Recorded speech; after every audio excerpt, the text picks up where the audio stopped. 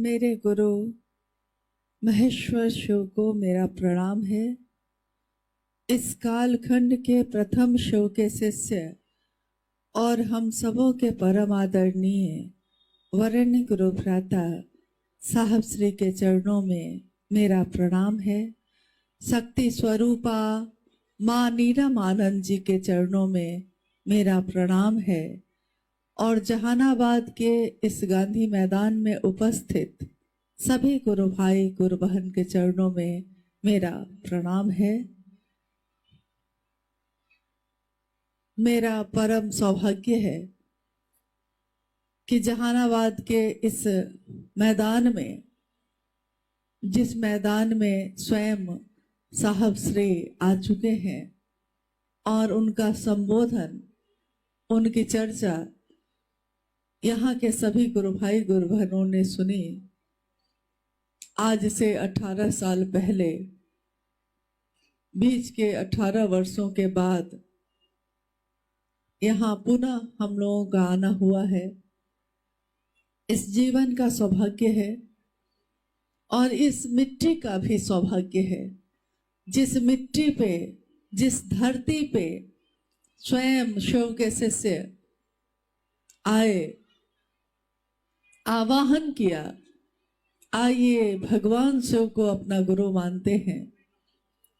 उस मिट्टी को हम नमन करते हैं और झुकते हैं उन सब के आगे जो उस क्षण के, उस पल के साक्षी रहे। शिव के अनेक स्वरूप जो धरती पे प्रकट होते रहे हैं, धरती के लोगों ने जिसका साक्षात्कार किया, जिसको देखा और जिसको देखकर उन्होंने शिव को नाम दिया। शिव परम सत्ता है, शिव पर ब्रह्म है। आदि शंकराचार्य, जिन्होंने उस समय सैकड़ों वर्ष पूर्व केरल से कन्याकुमारी से लेकर कश्मीर तक की पद यात्रा की थी, जिन्होंने चारों धाम की स्थापना की, उन्होंने शिव के गुरु स्वरूप के लिए कहा कि संसार में, विश्व में शिव के द्वारा उपदिष्ट ब्रह्म विद्या जो संसार में सदैव विजयनी है, हम उस शिव को, उस विद्या, उस ज्ञान को प्रणाम करते हैं। दक्षिण भारत के एक संत हुए, संत तिरुमूलर, उनके गुरु थे नंदीश्वर। उन्होंने कहा कि मेरे गुरु नंदीश्वर ने मुझसे कहा है कि जटाजूट रखने वाले भगवान शिव, गंगा को अपने सर पे, अपने मस्तक पे, अपनी जटाओं में रखने वाले शिव गुरु का काम करते हैं और विश्व को, संसार को ज्ञान देने का काम करते हैं। शिव के समग्र स्वरूप में भगवान शिव का दर्शन धरती करती रही, परंतु शिव के अनेक अलग अलग स्वरूप दृष्टिगोचर होते रहे। कभी वो नटराज बन के लोगों को प्रतीत होते रहे तो उन्होंने कहा नटराज हैं वो। नटराज जिसके नृत्य के, जिसकी थाप से धरती में अन्न और जल उत्पन्न होते हैं, उनका एक स्वरूप। अगर उनका नृत्य पल प्रतिपल, हर कण में जितनी चीजें नाच रही हैं, जितनी चीजें नृत्य कर रही हैं, उसको नटराज का स्वरूप कहा गया। नीलकंठ कहा गया उनको। नीलकंठ कहने के पीछे भी लंबी कहानी है कि किस तरह समुद्र का मंथन हुआ, किस तरह देवता और राक्षस दोनों मिलकर हलाहल विष किस तरह निकला, दोनों मिलकर उस समुद्र में मंथन करते रहे। हलाहल विष निकला, सारे लोग भागने लगे, सबको अपने प्राणों का भय हो गया। एक ऐसा विष जो देवताओं को भी छोड़ने वाला नहीं था, जो राक्षसों को भी छोड़ने वाला नहीं था। और कहानी ये कहती है कि सबने भगवान शिव के पास जाकर शरण ली और उनसे प्रार्थना की, भगवान मुझको इस हलाहल से बचाइए। उस पे एक पंक्ति बनी है, मान सहित विष खाई के। मान के साथ शिव ने, जिसने विष दिया तो विष को भी मान के साथ खा लिया। मान सहित विष खाई के शंभु भय जगदीश। वो शंभु जगदीश कहलाए, जगत का ईश, जगत को कंट्रोल करने वाला, मुख्य नियंत्रक। ये हवाएं, ये पांचों तत्व भी जिसके इशारों पे नृत्य करती हैं, वो शिव जो 27 नक्षत्रों पे नृत्य करता है, चारों दिशाएं जिसका वस्त्र है, 4 दिशाओं पे दिगंबर के रूप में जो कहलाए, जो चारों दिशाएं ही उनका वस्त्र है, उनको हम आप वस्त्र क्या दे सकेंगे। एक कवि पुष्यदंत ने कहा कि यदि हिमालय पर्वत को टिकिया बना ली जाए, समंदर का पूरा जल स्याही बना ली जाए, स्वर्ग का एक वृक्ष है पारिजात, उस पारिजात वृक्ष की टहनियां तोड़कर उसका कलम बना लिया जाए, ज्ञान की देवी मां सरस्वती स्वयं बैठकर पूरी धरती को कागज बना ले और शिव की महिमा का गान लिखना शुरू करें, तो अनंत काल तक लिखती रहेंगी, तब भी पूरा नहीं हो पाएगा।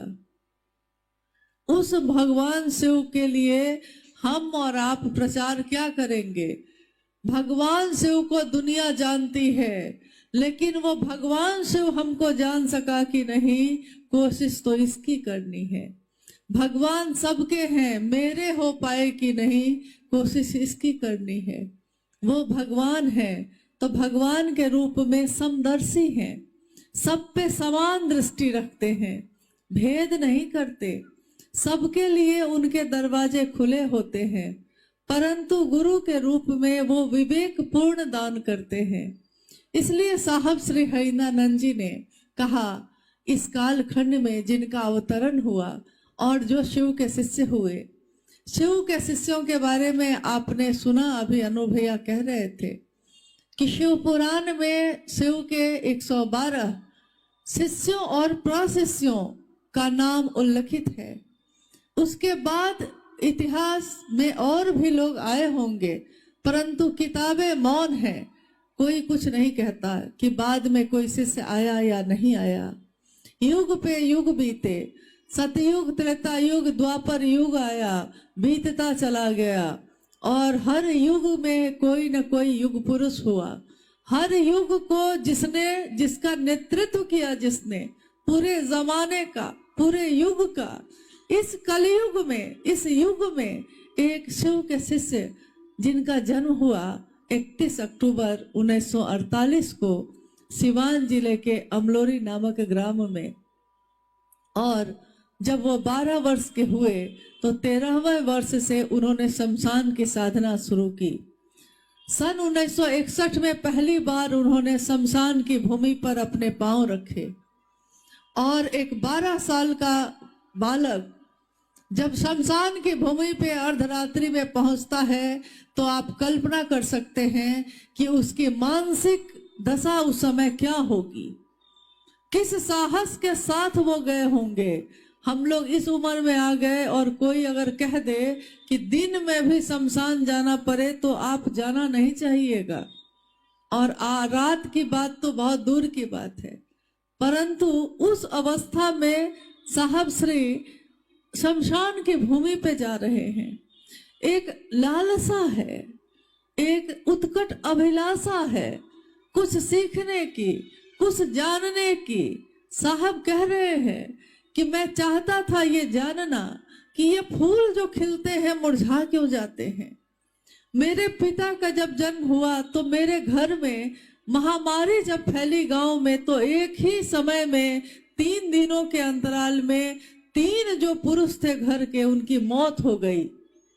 साहब के दादाजी, उनके भाई, उनका एक पुत्र, 3 व्यक्तियों की मृत्यु उस महामारी में 3 दिनों के अंतराल में हो गई। साहब ने कहा कि मैं हमेशा सोचता कि रात होती है फिर सुबह हो जाती है, लोग आते हैं, जन्म लेते हैं, फिर मौत हो जाती है, फूल कली के रूप में आता है, खिलता है और झड़ जाता है। ये फूल खिलते कैसे हैं, ये मुरझाते कैसे हैं? जिज्ञासा तो हमारे आपके मन में भी पैदा होती है, परंतु उस जिज्ञासा पे हम ठहरते नहीं, उस जिज्ञासा पे हम रुकते नहीं, इसलिए उस जिज्ञासा का समाधान भी नहीं मिलता। परंतु साहब श्री के मन में जब जिज्ञासा पैदा हुई, उन्होंने अपनी दुनिया में, लौकिक दुनिया को छोड़कर उस पारलौकिक दुनिया की खोज शुरू की। आध्यात्म का अर्थ होता है आत्मा की खोज, स्वयं की खोज। मैं कहाँ से आया हूँ, कहाँ को जाऊंगा, किस कारण से आया। और इस खोज के लिए कोई जरूरी नहीं है कि कोई अपने वृद्धावस्था में उस खोज को करेगा, कोई बाल्यावस्था में भी करता है, जैसा साहब श्री ने किया। साहब ने कहा कि लोग कहते हैं कि कोई ज्ञानी होगा तो उसको बरसों बरस लग जाएंगे, कोई नहीं जानता कि ज्ञानी किस उम्र में कौन हो जाता है।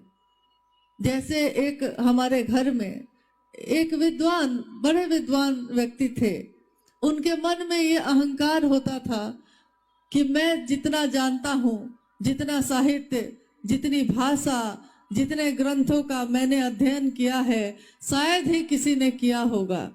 उन्होंने इतना अहंकार भरा कि उन्होंने हर व्यक्ति को शर्मिंदा करना शुरू किया। कोई अगर उनके पास आता तो उससे वो ऐसा प्रश्न पूछते जिसका वो जवाब नहीं दे पाता, और जब वो जवाब नहीं देता तो हंसते, कहते कि तुमको ये भी नहीं आता है। यानी सामने वाले को ये एहसास दिलाते कि मैं तुमसे ज्यादा ज्ञानी हूँ। एक घटना है एक बार की कि एक बच्चे के सामने उन्होंने कहा अग्नि जली, दीपक जला, तो उन्होंने कहा कि बताओ ये दीपक जो जल रहा है, ये रोशनी जो आ रही है इस दिए से, ये आग जो जल रही है, ये कहाँ से आई? बालक बेचारा चुप हो गया, क्योंकि उसको नहीं पता कि अग्नि कहाँ से आई। उसने नहीं जाना कि ये आग कैसे पैदा होती है, परंतु उसने एक काम किया, उसने फूंक मारकर उस दिए को बुझा दिया। और अब उस बालक ने उस विद्वान से पूछा कि बताइए, मैं तो ये नहीं जानता हूं कि अग्नि कहाँ से आई थी, परंतु अब आप मुझको ये बताइए कि अभी जो मैंने फूंक मारी है और अग्नि बुझ गई, ये अग्नि अब कहाँ को गई? और साहब ने कहा कि वो विद्वान व्यक्ति किंग कर्तव्य विमूढ़ हो गए, उनको समझ में नहीं आया कि मैं क्या उत्तर दूं। उन्होंने तो सोचा ही नहीं था कि मैं जो पूछता हूं कि अग्नि कहाँ से आई, एक बच्चा मुझसे पूछ देगा कि अग्नि कहाँ को गई। वो शर्मिंदा हो गए, उन्होंने कहा मुझको नहीं पता। साहब श्री ने कहा कि मैंने अपने बाल्यावस्था से ही लोगों से ये पूछना शुरू किया था। मेरी माँ के पास मेरी शिकायत आने लगी, लोग आकर उनसे कहते थे कि मलकिनी, आपका बच्चा जो है वो अघोरी हो गया है, शमशानी हो गया है, शमशान शमशान घूमता है। तो एक दिन उनकी माँ ने अपने पुत्र बालक हरिंदानंद जी से पूछा, कहा, तो दुखी हो गई। वो दुखी होकर उन्होंने कहा कि हरेंद्र बरकू, लोग कहते हैं कि आप अघोरी हो गए, लोग कहते हैं कि अब ये पढ़ेगा लिखेगा नहीं, चपरासी भी नहीं बनेगा, बर्बाद हो गया। और मुझको ये सुन के दुख होता है। मैं चाहती हूँ, आपके पिता भी चाहते हैं कि आप पढ़ लिख कर कोई बड़ा अधिकारी बनिए, आप कोई नाम करिए, कुछ ऐसा करिए कि आपको देखकर आपके बाकी भाई बहन सीखें। पढ़िए, बरकू ने यानी साहब हरिंदानंद जी ने अपनी माँ से कहा, माँ, लोग अगर ये कहते हैं कि मैं अघोरी हो गया तो मैं तो शमशान की साधना करने जा रहा हूँ, ये बात सच है। परंतु हर व्यक्ति मुझको यही कहता है, मेरे शिक्षक भी यही कहते हैं कि जब किसी का जन्म होता है तो उससे पहले अगर पूछिएगा कि ये कहाँ से आया, ये जन्म जो लिया है कहाँ से उसका जन्म हुआ, इससे पहले वो कहाँ था, तो लोग कहते हैं, शिक्षक भी कहते हैं कि भगवान के पास से आया है, परमात्मा के पास से आया है। और जब किसी की मौत हो जाती है तो कहाँ चला गया पूछते हैं, तो लोग कहते हैं कि भगवान के पास चला गया। परमात्मा कहाँ रहता है माँ? बालक हरिंद्रानंद अपनी माँ से कह रहे हैं, माँ, परमात्मा कहाँ रहता है? वो परमात्मा कैसा दिखता है? कौन है? कैसे मेरे पास आ सकता है? क्यों केवल इंसान ही परमात्मा के पास से आता है और फिर परमात्मा के पास चला जाता है? माँ, मैं चाहता हूँ, मैं सोचता हूँ इस बात को कि केवल इंसान ही भगवान के पास से क्यों आता है, क्यों भगवान के पास जाता है? वो भगवान इंसान के पास क्यों नहीं आता? मैं लाऊंगा उस भगवान को, इंसान के पास लाऊंगा। और देखिए, आज शिव की शिष्यता की व्याप्ति जिस तरह हर इंसान के दिल में हो गई है, ये चरितार्थ हो गया कि शिव के शिष्य साहब हरिंदानंद जी ने उस भगवान को हर इंसान के दिल में धड़का दिया। हमारे घर में, हमारी तस्वीरों में, हमारे मन में, हमारी सोच में, हमारी बोली में भगवान शिव हैं, मेरे गुरु शिव हैं। ये चमत्कार है जो आज तक कभी नहीं हुआ था, वो इस युग में घटित हो रहा है। जो 12 साल की आयु में उन्होंने अपनी माँ से कहा, वो उन्होंने अपने जीवन में करके दिखाया। मेरी आपकी भी जिज्ञासा होती है, हमारा आपका मन भी कुछ सोचता है, परंतु हमारा मन खोजता नहीं, खोज में नहीं जाता, अपने घर को छोड़ के नहीं निकलता, वो रातों को भटकता नहीं, वो घंटों आंसू नहीं बहाता। साहब ने कहा कि मैंने शिव के लिए आंसू बहाया है, घंटों मैं रोया हूँ, महादेव कहाँ हैं आप, कहाँ छिपे हैं, दिखते क्यों नहीं हैं? जब मैं घंटों रोता था तो मैं यही सोचता था कि क्या महादेव भी हैं कि वो भी नहीं हैं। परंतु मैंने ये अनुभूत किया, मैंने ये महसूस किया कि अगर आप शिव के लिए रो सकते हैं, अगर आपकी आंखों से आंसू बहते हैं, परंतु आपके दुख के लिए बहते हैं, मैं दुखी हूं ये सोच के आपके आंसू निकलते हैं, आपके जीवन में पीड़ा है, आपके जीवन में कष्ट है, इसके लिए आप महादेव के सामने आंसू बहाते हैं। लेकिन मेरी अनुभूति है कि अगर आप शिव के लिए शिव के सामने रो सकते हैं, महादेव को पाने के लिए महादेव के सामने रो सकते हैं, तो है क्या नहीं हो सकता। ये धरती अपनी जगह छोड़ सकती है, ये आसमान अपने जगह से हिल सकता है, कुछ भी हो सकता है, लेकिन आप महादेव के लिए रोते कहाँ हैं? आप तो अपनी अपनी कामना के लिए रोते हैं। मैं शिव के लिए रोया और शिव मुझको मिले। आपके टेलीविजन में चीजें दिखाई देती हैं, महादेव दिखाई नहीं देता। मेरे टेलीविजन में महादेव दिखाई देता है। आपका ये दोष है, आपका ये प्रारब्ध है, आपने ये प्राप्त किया है, ये मेरी प्राप्ति है, ये मेरा प्रारब्ध है कि मेरे मन में शिव दिखते भी हैं और मैं उस शिव से बातें भी करता हूँ। इसीलिए बाद के वर्षों में जब उन्होंने इन सारी उपलब्धियों को छोड़कर सारे जो शमशान साधना या कुंडलनी साधना या मंत्रों के जब से उन्होंने प्राप्त किया था, उस सब को छोड़कर जब शिव को अपना गुरु माना, तो साहब श्री ने कहा कि आज से अभी से मैं जो भी करता था वो सब छोड़ता हूँ। सन 1974 में आरा के गांगी शमशान में अर्धरात्रि में उस शमशान में गुरु भगवान होते हैं तो भगवान गुरु क्यों नहीं है, ये सोचकर साहब ने शिव को गुरु बनाया था। और उन्होंने उस शिव के सामने शर्त रखी, जबकि साहब ने कहा कि कोई शर्त होती नहीं प्यार में, मगर प्यार शर्तों में तुमने किया। कोई शर्त नहीं होती प्यार में, लेकिन मुझको शिव से प्यार था कहाँ, उस समय तो नहीं था। मैं सोचता था कि महादेव है भी कि नहीं है, तो मैंने महादेव के सामने शर्त रखी, आप जो तस्वीरों में दिखते हैं वैसे उतर के आइएगा तो मैं आपसे कुछ नहीं सीखूंगा। आप अगर मानव शरीर में आइएगा और मुझको सिखाइएगा तो मैं कुछ नहीं सीखूंगा। और आज से पहले मैंने जो कुछ भी कर्म कांड किए हैं, आज के बाद अब जो आप बताइएगा वही करूंगा, इसके सिवा कुछ भी नहीं करूंगा। सन 1974 में।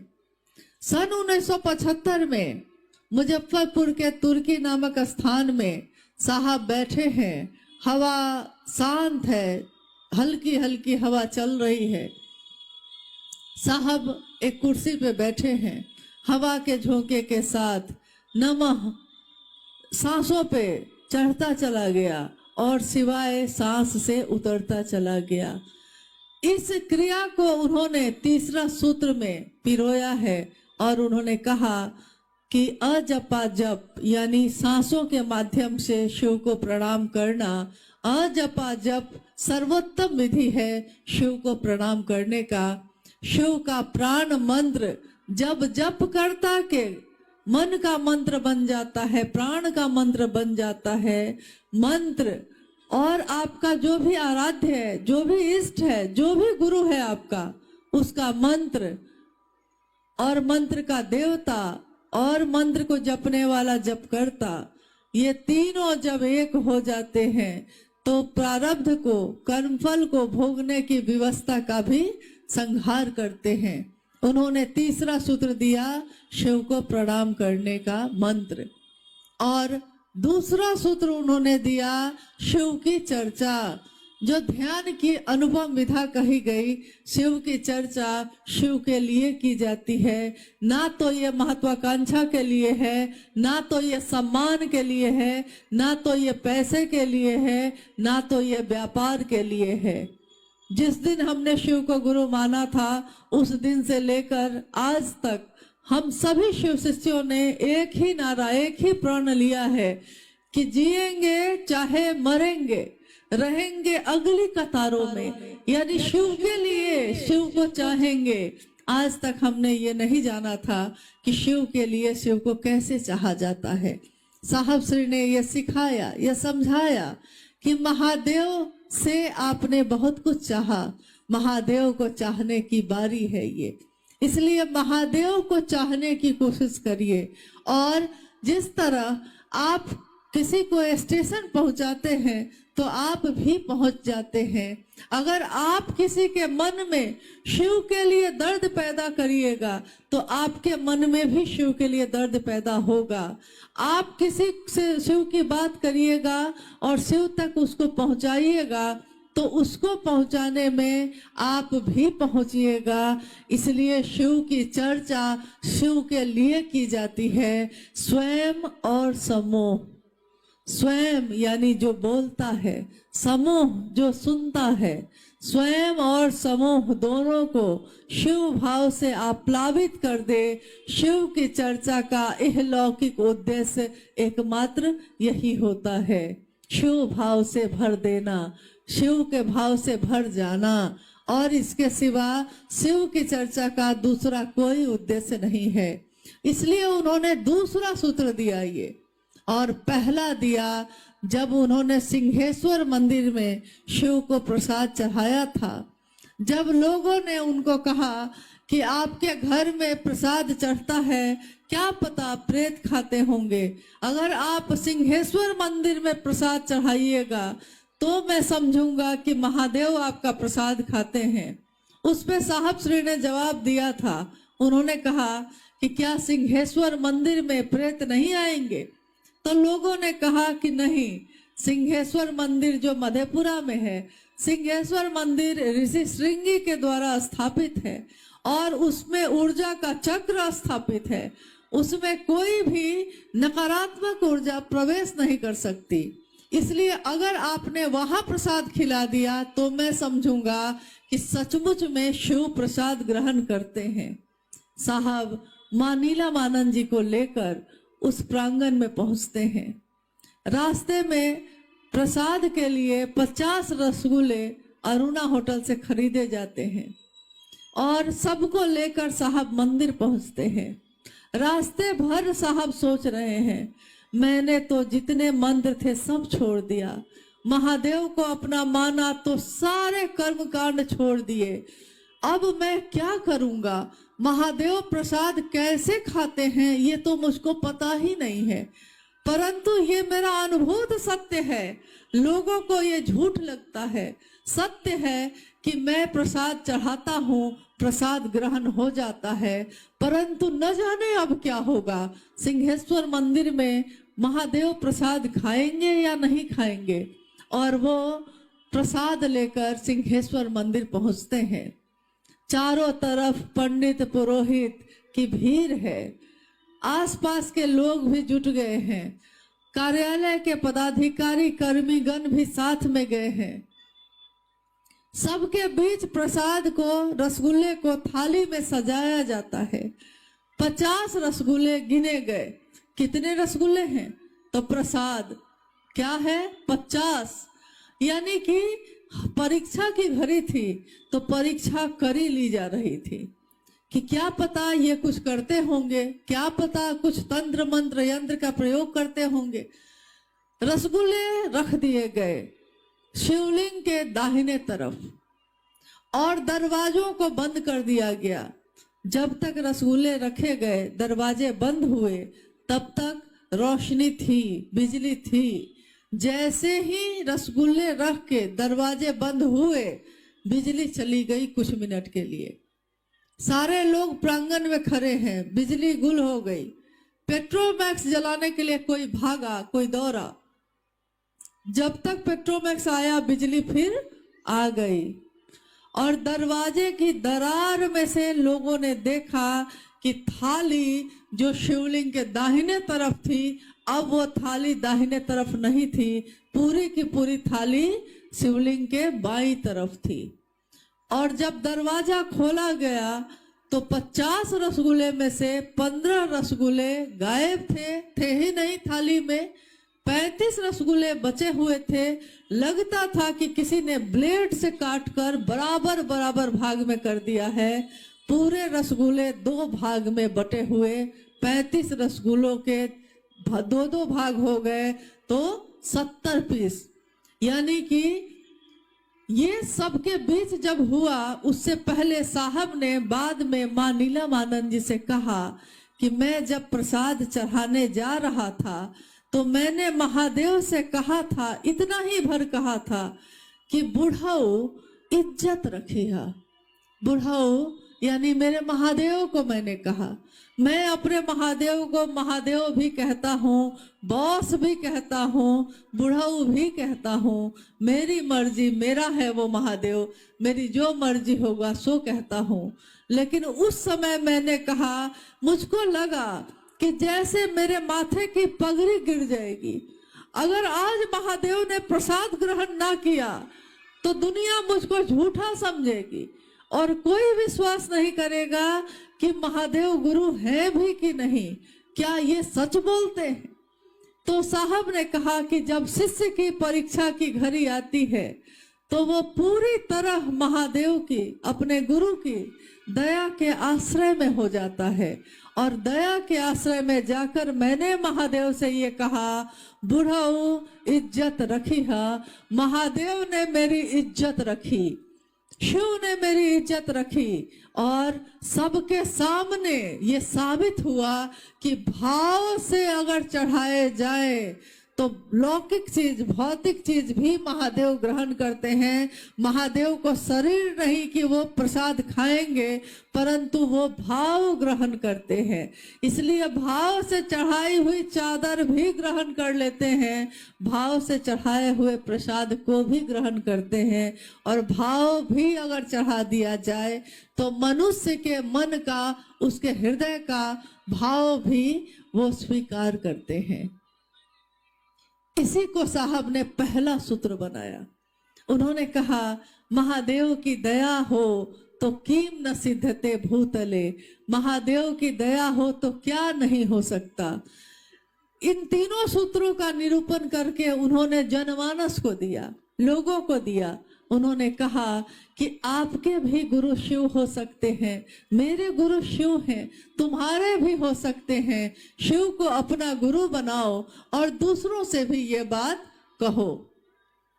अक्सर हम कहते हैं कि मैं तो शिव का शिष्य हो ही गया, तो मैं दूसरे से कहने क्यों जाऊं, क्यों ये जरूरत है कि मैं दूसरे से ये बात जाके कहूं। एक कहानी है, एक घटना है कि एक बार एक गुरुकुल में एक गुरु हुए, उनके बहुत सारे शिष्य हुए। गुरु जब वृद्ध होने लगे, गुरु जब बूढ़े होने लगे, तो उन्होंने सोचा कि मैं अपना उत्तराधिकारी किसी को बना देता हूँ, मेरे बाद भी ये परंपरा चलनी चाहिए। क्योंकि जब कोई गुरु शरीरधारी होता है तो उसके उत्तराधिकारी होते हैं। हमारे गुरु शरीर में है ही नहीं, तो इसमें शिव की शिष्यता में इसीलिए कोई उत्तराधिकारी नहीं। शिव है, शिव थे, शिव रहेंगे। तो जब शिव खुद है तो इसका कोई अगुआ नहीं होगा, कोई उत्तराधिकारी नहीं होगा। परंतु जब कोई शरीरधारी होता है तो उसमें होता है। उस गुरु के आश्रम में भी ये बात हुई। गुरु ने शिष्यों की परीक्षा लेनी शुरू की। धीरे धीरे करते करते करते करते 2 शिष्य ऐसे हुए जो सारी परीक्षाओं को उत्तीर्ण करके आगे बढ़ गए। गुरु ने सोचा कि अब मैं क्या करूं, अब तो ये 2 शिष्य बच गए, अब ये 2 शिष्य में से किसी एक को चुनना है, तो कैसे चुनूंगा। उन्होंने चुनने के लिए एक प्रयोग किया। गुरु ने गेहूं के दाने पोटली में बांधकर 2 पोटली बांधी, दोनों शिष्यों को बुलाया और दोनों को दे दिया।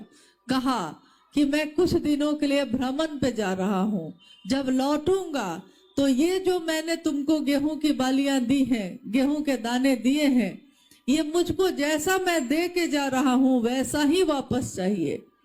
कह के गुरु चले गए। दोनों शिष्यों ने सोचा कि गुरु ने दिया है, गुरु की दी हुई चीज सर्वोत्तम होती है। तो उन्होंने क्या किया कि गेहूं के दाने की बाली जो थी, दाने जो थे, एक पोटली, एक शिष्य ने एक पोटली जाकर अपनी अलमारी में सुरक्षित करके बंद कर दिया, ताले लगा दिए उस पे।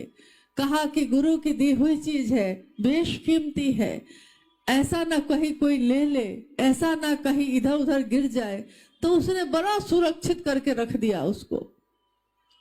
दूसरे शिष्य ने सोचा गुरु ने दिया है, गुरु शिष्य को जो देता है दूसरों में बांटना चाहिए।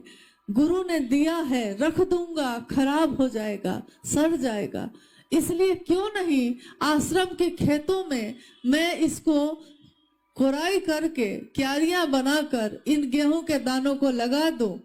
तो गुरु के आने में तो अभी बहुत समय है, ऐसे रखूंगा तो गेहूं के दाने सड़ जाएंगे, खराब हो जाएंगे। तो उसने उस पोटली के जिसमें दाने थे गेहूं के, पोटली निकाली, पीछे खेत में क्यारियां बनाई, गेहूं के दाने को छीटा और सिंचित किया पानी से। उसमें धीरे धीरे पौधे निकलने लगे, धीरे धीरे पौधे बड़े हुए, बालियां आ गईं और उसी समय गुरु आश्रम में वापस लौटे। उन्होंने अपने दोनों शिष्यों को बुलाया और कहा कि मैंने जाते समय जो गेहूं की पोटली तुमको दी थी मुझको वापस करो। पहला शिष्य बड़ा खुश होके गया कि मैंने तो बड़ा सुरक्षित करके रखा है, अलमारी में बंद करके रखा है। जब उसने निकाला और पोटली लेकर गुरु के पास आया, पोटली को खोला, गेहूं के सारे दाने सड़ चुके थे। बंद करके रख दिया गया तो सड़ गया। अपनी ही ऊर्जा से वो अपने को ही जलाता चला गया, खत्म हो गया। अब ना वो गेहूं के दाने पीसे जा सकते थे, ना तो उसमें से पौधे निकल सकते थे, कुछ भी नहीं हो सकता था। गुरु ने अब दूसरे शिष्य को बुलाया और बुला के कहा कि मैंने तुमको गेहूं के जो दाने दिए थे उसको वापस करो। पहले ने तो नष्ट कर दिए, दूसरे शिष्य ने आंखें झुका ली। गुरु ने पूछा, क्यों, तुमने भी नष्ट कर लिए? तो उसने कहा, गुरु आपने दिए थे रखने के लिए, मुझको लगा कि रखने से खराब हो जाएगा तो मैंने खेतों में लगा दिए, आइए दिखाता हूं आपको। और वो शिष्य अपने गुरु को लेकर आश्रम की खेतों की तरफ गया। गुरु ने देखा कि चंद दाने जो गेहूं के थे आज असंख्य बालियों में लहलहा रहे हैं। और शिष्य को उस गुरु ने कहा, मैंने जो तुमको दिया तुमने उसको छीटा और उससे असंख्य दाने पैदा हुए। गुरु जो शिष्यों को देते हैं, शिष्यों का कर्तव्य है उसको और बढ़ाना, उसको अपने पास रख के नष्ट नहीं करना। दुनिया में जितना दीजिएगा वो उतना बढ़ेगा। इसीलिए साहब श्री ने कहा कि आपकी बात कोई सुने ना सुने, गुरु नाम लेते रहेंगे, गुरु ही शिव हैं ये बताते रहेंगे। तो आप अपने गुरु का नाम दूसरों के सामने बोलते चलिए, कोई माने ना माने तब भी उसको बताते चलिए। कोई तो मानेगा, कोई नहीं मानेगा, परंतु जब बिया छीटा जाता है तो प्रकृति उसकी रक्षा करती है, प्रकृति उसमें पौधे लगाती है। जिस तरह अनुभया कह रहे थे आपको कि जंगल में पेड़ आपने नहीं लगाए, इसी तरह इस धरती पे जितने भी पेड़ हैं आपने नहीं लगाए।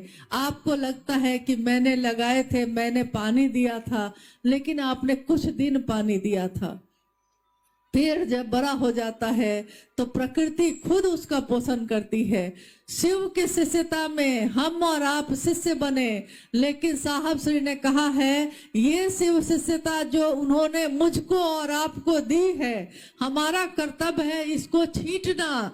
जितना लोगों को बताइएगा, जितना लोगों से शिव की बात करिएगा, ये गुणात्मक वृद्धि से बढ़ती जाएगी। एक शिव का शिष्य जब अपने शरीर को छोड़ेगा, जब इस लौकिक जीवन को छोड़ेगा, जब शिवलीन होगा तो असंख्य शिव शिष्यों को पैदा करके जाएगा। उसका ये जीवन निरर्थक नहीं होगा, उसका जीवन सार्थक होगा, अपने गुरु के काम में लय होगा। कहते हैं महादेव आपके चरणों में गिर जाए, मर जाए हम, आपके चरण में गिरकर मेरे इस शरीर की मौत हो जाए, लेकिन शिष्य जो है वो कहता है इस तरह अपनी मिट्टी ठिकाने लगे। शिव के चरण में ही हमारी मिट्टी का ठिकाना हो जाता तो इससे सुंदर बात और कुछ नहीं होती। दीदी नीलम जो शिव की शिष्यता की जननी है, मात है, ममता से पोषण देने वाली हैं, उन्होंने अपनी ममता को देते हुए गीतों के माध्यम से, अपनी चर्चाओं के माध्यम से हमेशा लोगों के बीच ये बात कही। दीदी नीलम गीत गाती है, दिल के तारों को छेड़ जाती है। यूं शिष्यों के फूल यहाँ खिलते हैं, यूं दया गुरु की रंग लाती है, महादेव की दया रंग लाती है। मेरा आपका प्रयास होता है, इसलिए जो मिले जहां मिले उससे अपने गुरु की बात जरूर करिए। बहुत लोग अभी वंचित हैं, बहुतों तक ये संदेश नहीं पहुंचा और हमारी आपकी जिम्मेदारी है। साहब ने ये जिम्मेदारी सबको सौंपी है, हमारी जिम्मेदारी है कि हम साहब के इस संकल्प को और बढ़ाएं, आगे बढ़ते जाएं। आज का ये शिव गुरु महोत्सव भी इसी के निमित्त रखा गया है कि इस महोत्सव के माध्यम से हम लोग जहानाबाद, ये इसके निकटवर्ती जो जिले हैं, गया है, ये सब जिले में घर घर में शिव शिष्यता का संदेश दिया जा सके, लोग शिव के शिष्य बने। कैसी होगी वो दुनिया, कैसा होगा वो विश्व जिसमें हर घर में शिव शिष्यता का दिया जलता होगा। हमारे दिल में अगर रोशनी होगी तो हम जिस घर में भी जाएंगे रोशनी लेकर ही जाएंगे। हमारे दिल में अगर शिव शिष्यता का दिया जलेगा तो हर दिए से एक दिया जलता जाएगा, और जिस भी घर के सामने से हम गुजरेंगे वो घर शिव के शिष्यों का होगा। शिव के नाम की महिमा का गान होता रहेगा, हरा भोला हरा शिव की गूंज उठती रहेगी। परंतु ये सारे काम हमको करने हैं किनके अनुसार? उन्हीं साहब के अनुसार जिनके कारण हमको आपको ये शिव शिष्यता मिली है। उन्होंने जो नियम बनाए हैं, नियम तो गुरु बनाते हैं, गुरु ने तो कोई नियम नहीं बनाया, परंतु साहब ने लौकिक जीवन में हम चलते हैं, इस देश इस काल में रहते हैं, तो कुछ चीजें उन्होंने, कुछ सुरक्षा, कुछ सावधानियां बताई हैं। तो आज जब हम लोग यहाँ पहुंचे तो पता चला कि यहाँ कोई इक्का दुक्का लोग ऐसे हैं जो 24 घंटे का शिव चर्चा रखते हैं। तो मुझको याद है कि साहब ने हमेशा कहा कि आप मेरे गुरु भाई हैं, आप मेरी गुरु बहन हैं, आपकी सुरक्षा, आपके जान माल की रक्षा करना मेरा कर्तव्य है। आप गुरु बहन है मेरी, तो मेरी बहन से भी बढ़ के है आप मेरे लिए। गुरु भाई है तो मेरे भाई को मेरी चिंता हो ना हो, लेकिन मेरे गुरु भाई को अगर भोजन नहीं मिलता तो मैं भोजन नहीं करता। असंख्य चर्चाओं में साहब ने भोजन नहीं किया इसलिए कि लोगों को भोजन नहीं मिला। तो उन्होंने कहा कि किसी भी कीमत पे, किसी भी स्थिति में कोई भी चर्चा जब रखी जाती है तो दीवा काल में ही रखी जाए। दीवा काल का अर्थ होता है सुबह से लेकर शाम के बीच का समय। 24 घंटे में आप महादेव से दया कभी भी मांग सकते हैं, महादेव को प्रणाम कभी भी कर सकते हैं, किसी भी स्थिति में कर सकते हैं, परंतु शिव की चर्चा आपको दीवा काल में ही करने का निर्देश साहब श्री के द्वारा है। इसलिए किसी भी स्थिति में कोई अगर गुरु भाई या गुरु बहन 24 घंटे का शिव चर्चा रखते हैं तो मेरा ख्याल है कि वो गुरु भाई गुरु बहन हो ही नहीं सकता। जो साहब के निर्देश के बाहर महादेव का काम करता हो वो शिव का शिष्य तो नहीं हो सकता, कृतज्ञ तो नहीं हो सकता, कृतज्ञ जरूर हो सकता है। इसलिए साहब श्री की बातों को सुनिए, जानिए और उसी के अनुसार अक्षरशः चलने का प्रयास करिए। आइए, हम लोग के पास अगर कोई जिज्ञासा आई है तो थोड़ा हम लोग उस जिज्ञासा पे भी बात कर लेते हैं। आज का ये मौसम जो जहानाबाद में है महादेव की असीम दया से है, और ये असीम दया महादेव ने कुछ घंटों के लिए की है। इसलिए हम लोग समय पे ही इस कार्यक्रम को खत्म भी करेंगे ताकि जाने वाले लोग ससमय सुरक्षित अपने घर को पहुंच जाएं। आइए, हम लोग कोई जिज्ञासा है तो उस पर बात कर लेते हैं।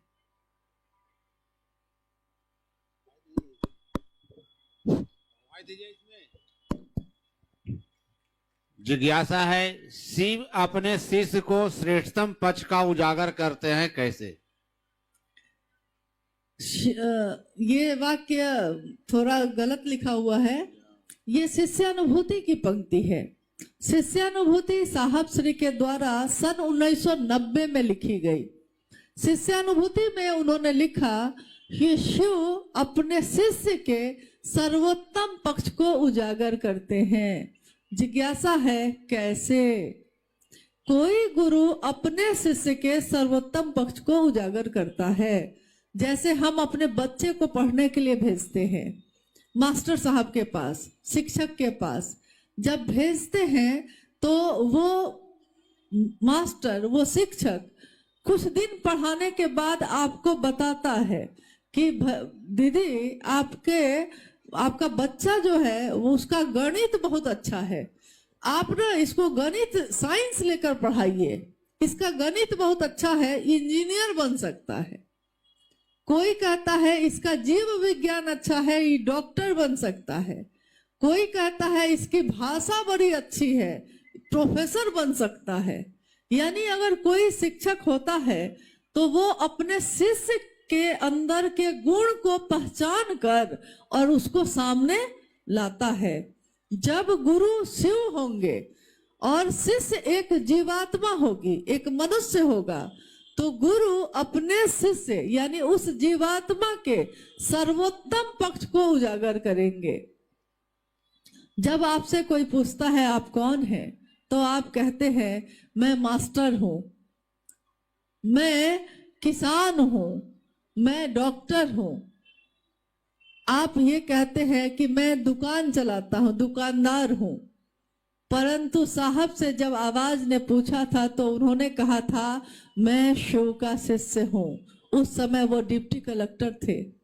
साहब ने कहा गुरु जब पूछते हैं, शिव जब गुरु हैं और तब वो पूछते हैं, तो शिष्य के सर्वोत्तम पक्ष यानी कि उसका जीव से शिव हो जाना एक जीव का सर्वोत्तम पक्ष होता है। और देखिए हमारे आपके अंदर ये हुआ है। जो वाह परिवर्तन है उसको लोग देख पाते हैं इन आंखों से। जो अंतर का परिवर्तन है, अंदर का परिवर्तन है, वो इन आंखों से दिखाई तो नहीं देता, परंतु अनुभूत किया जाता है। अंदर का परिवर्तन यानी हमारा मन बदल गया। जो मन दूसरों के लिए नफरत से भरा होता था अब करुणा से भरा है। जिस मन में पहले दूसरों के लिए पीड़ा देने का भाव था अब सुख देने का भाव है। जो पहले बैठकर लोगों की शिकायतें शिकवे करता था आज लोगों की बड़ाई करता है, कहता है अरे भैया आपने तो बड़ा अच्छा महादेव का काम किया, अरे दीदी आप तो बहुत अच्छा काम करते हैं, कितना अच्छा, आपके साथ चलिए हम भी चलते हैं। देखिए जो मन पहले था हमारा मन आज कैसे बदल गया। जो मन पहले इतना ज्यादा जाति, धर्म, वर्ण, संप्रदाय को पकड़े हुए था, सारी संकीर्णताओं से मुक्त होता हुआ शिव की तरह का आचरण रखने लगा है। और शिव जैसा आचरण रखना जीव को शिव बनाता है, यानी सर्वोत्तम पक्ष उजागर करता है। हम लोग 3 सूत्र किस लिए करते हैं? हम लोग 3 सूत्र क्यों करते हैं? क्योंकि कोई शिव का शिष्य होगा तो वो शिव से दया ही मांगेगा। गुरु है तो प्रणाम तो करेगा ही करेगा। और जिस भाव से आप भर जाते हैं, देखिएगा कि बाल्टी में अगर पानी भरिए तो पानी जितना बाल्टी है पानी उतना तो भर जाता है। उसके बाद भी अगर पानी उसमें डाला जाएगा तो बाहर निकलेगा कि नहीं? बाहर निकलता है। तो जब शिव भाव मेरे मन में भरने लगता है और वो भाव अब इतना भर जाता है, इतना भर जाता है कि हमको लगता है कि हम किसी से तो कहें कि शिव गुरु हैं, तो हम दूसरों से शिव की चर्चा करने लगते हैं, दूसरों की चर्चा को सुनने लगते हैं। तो देखिए कोई अगर शिव से होगा तो वो तीनों काम करेगा ही करेगा, चाहे कोई उसको तीनों सूत्र बताए या नहीं बताए, परंतु वो तीनों सूत्र करेगा ही करेगा। दीदी से हम पूछना चाहते हैं कि पहले से हम राम मंत्र लिए हुए थे तो हम शिव को गुरु बना सकते हैं या नहीं? प्रभार रंजन जिज्ञासा है कि पहले से मैंने राम का मंत्र ले लिया है तो मैं शिव को गुरु बना सकता हूं कि नहीं। रामेश्वरम एक जगह है, कहानी है, घटना है कि भगवान राम ने शिव की शिवलिंग की पूजा की थी, इसीलिए वहां पे रामेश्वरम की स्थापना है। तो शिव जब गुरु हैं तो आपने चाहे किसी का भी मंत्र लिया हो, परंतु आप शिव को गुरु बना सकते हैं। चाहे आपने शरीरधारी लोगों का मंत्र लिया हो या आपने किसी भगवान का मंत्र लिया हो, उसके बावजूद आप देवों के देव महादेव ईश्वरों के भी ईश्वर महेश्वर शिव को अपना गुरु बना सकते हैं, इसके लिए कोई बाध्यता नहीं है। आप बिल्कुल महादेव को अपना गुरु बना सकते हैं। जिज्ञासा है कि जहानाबाद में और गया जिला में 24 घंटा के शिव चर्चा रखते हैं, क्या होना चाहिए? देखिए, इस जिज्ञासा पे तो मैंने अभी उत्तर दिया है, क्योंकि गया और जहानाबाद में कहीं इक्का दुक्का जगह पे कोई व्यक्ति हैं जो 24 घंटे की चर्चा रखते हैं, उनके बारे में जिज्ञासा आई है। तो मैंने अभी पहले आपसे कहा भी है कि कभी भी शिव की चर्चा, साप्ताहिक चर्चा 2 से 3 घंटा, बहुत से बहुत, अमूमन 2 घंटे की ही होती है, बहुत हो गया तो 3 घंटा, इस वो भी दिवा काल में, जब रोशनी हो, अंधेरा होने से पहले सभी तरह की चर्चाएं समाप्त कर दी जाती हैं ताकि लोग ससमय घर पे पहुंच सकें। जिज्ञासाएं बहुत है, परंतु समय का अभाव भी है, और समय ये कह रहा है कि जिस तरह मैंने अभी दूसरे के लिए ये कहा है, मेरा अनुशासन भी, मेरे गुरु का अनुशासन, मेरे साहब दीदी का अनुशासन ये कहता है कि आज का ये शिव गुरु महोत्सव अब समापन करना चाहिए ताकि लोग सही समय पे अपने घर पहुंच सके। ठंड का मौसम है, महागुरु महादेव की असीम दया से आज का ये शिव गुरु महोत्सव जो आज सबने अथक परिश्रम से आयोजित किया है, महेश्वर शिव का संदेश देने के लिए ही किया गया है। और बहुत सारे नाम की घोषणा आई होगी, उसकी बहुत सारी है, बहुत सारी नाम की घोषणा है। तो मेरा अनुरोध है कि इन सभी नामों की घोषणा सामूहिक रूप से कर देना ही उचित होगा। तो आज इस गुरु मंच पे जितने भी नाम आए हैं शिव का शिष्य बनने के लिए, घोषणा है, महादेव को प्रणाम करते हुए हम घोषणा करते हैं कि आज से और अभी से इन सभी भाई और बहनों ने महेश्वर शिव को अपना गुरु बनाया है। इनके नाम की घोषणा शिव के अंतरिक्ष साम्राज्य में संप्रेषित की जाती है। कृपया दर्ज हो, जागा जागा महादेव। आप सभी के चरणों में मेरा प्रणाम है।